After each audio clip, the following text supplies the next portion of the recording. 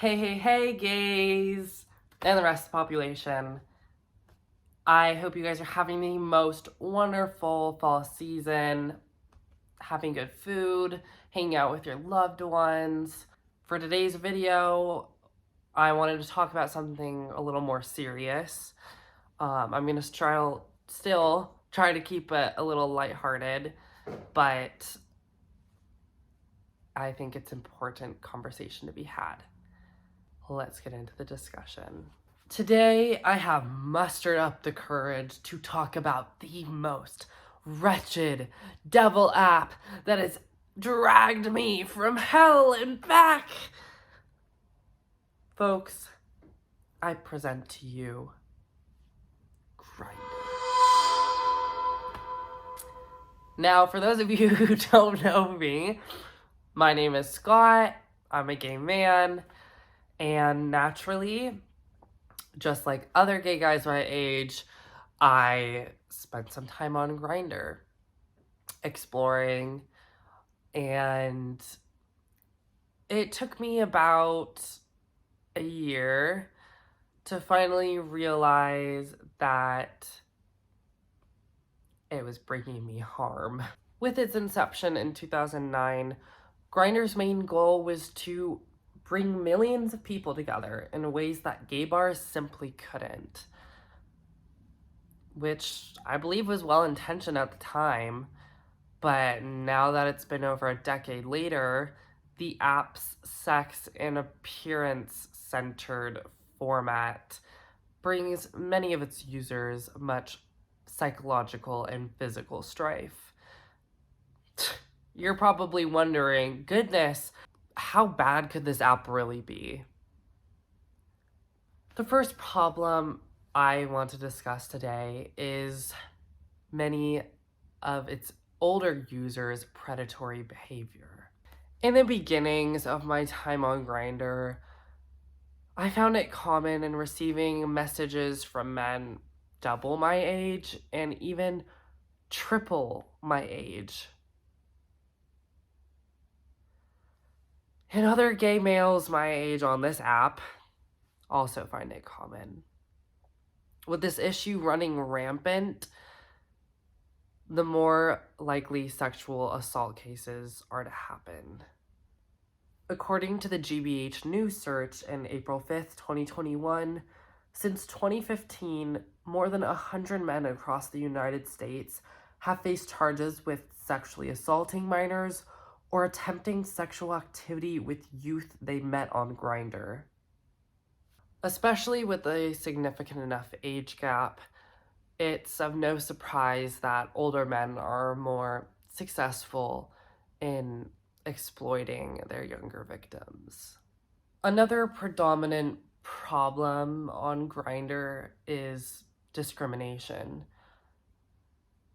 For those who go to this app seeking a connection, whether it be romantic or sexual, it's extremely harmful scrolling past bios that state no fats, no femmes, no blacks, no spice, no rice, no condoms, and no body hair. No matter the complete absurdity of these phrases, gay youth are more susceptible to using these standards they see or read on the app as a determining factor for the type of connections they will or won't receive. If Grindr even realizes that sexual racism, transphobia, and fat and femme shaming take place on this app, then why do Grindr's options for stats on one's profile still feed into this idea of preferences? Oh, yeah, that's right. Because my other users need to know my height, weight, body type, ethnicity, and tribe. How foolish of me! Consequently, one's self-esteem is negatively impacted during the most crucial years of development. As much as I could criticize Grindr's environment, it's not the only issue at hand. two barriers play into the reason why Grindr becomes this toxic cycle. From my own personal experience, growing up was lonely. I either did not have any knowledge of the gay community or I was hidden inside the closet. Additionally, the romantic endeavors I missed out on in my teenage years prompted me to make questionable decisions.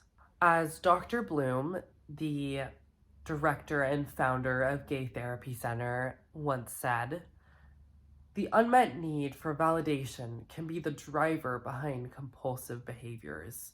Young gay males who feel that their youth is being wasted or that their romantic development is being stunted can get themselves into some sticky situations. They feel that they must act now before their desirability somehow just disappears one morning when they wake up at age 30.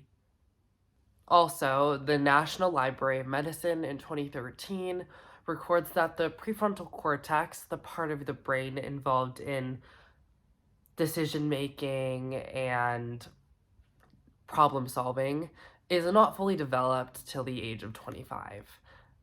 This means that younger gay males allow their emotions to influence their actions and behaviors. Secondly, many people love being anonymous on Grindr. For those looking to explore their sexuality on the DL, short for down low, this app allows profiles to simply be black boxes or body pictures with abs on display and nothing else. In other words, people are seen as objects with scarce descriptions to identify themselves. Consequently, many users have the freedom to act in whatever way they want, whether it be overly sexual or hateful. Additionally, Grindr's anonymity can give way for a self-conscious user to deceive those he is trying to entice.